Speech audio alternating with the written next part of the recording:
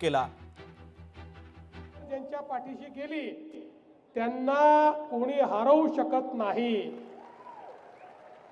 आणि तेवढ्याच मोठ्या संख्येने लाडके भाऊ देखील आहेत आणि म्हणून मला विश्वास आहे की या ठिकाणी अतिशय चांगल्या प्रकारे ही जागा आपण निवडून आणू।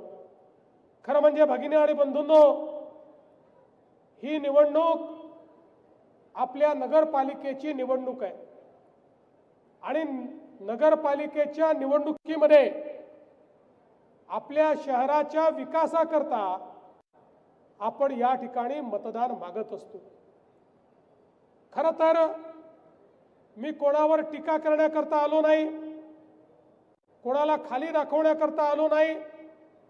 मी या ठिकाणी केवळ हे सांगण्याकरता आलो आहे की नगरपालिका भारतीय जनता पक्षाच्या हातामध्ये दिली तर आपले आमदार आहेत, मंत्री आहेत आणि मी आहे, पूर्ण ताकदीने तुमच्या शहराच्या पाठीमागे आम्ही उभे राहू।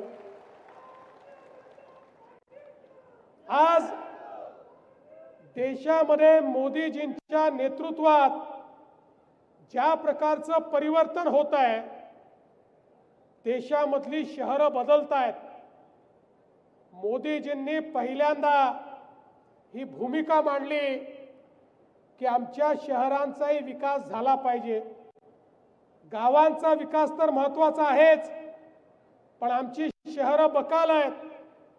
शहरांमध्ये त्या ठिकाणी पाण्याची व्यवस्था असेल, कचऱ्याचा निचरा असेल, गटारीची व्यवस्था असेल, त्या ठिकाणी रोजगाराची समस्या असेल, वेगवेगळ्या प्रकारे आरोग्याची सेवा असेल, शिक्षणाची व्यवस्था असेल, निवाऱ्याची व्यवस्था असेल, अशा सगळ्या गोष्टी या शहरामध्ये उपलब्ध झाल्या पाहिजेत।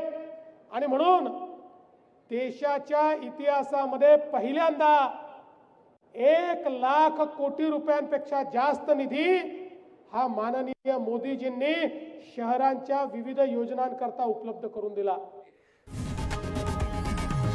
लोकशाही मराठी ऐका, पहा, जागरूक रहा।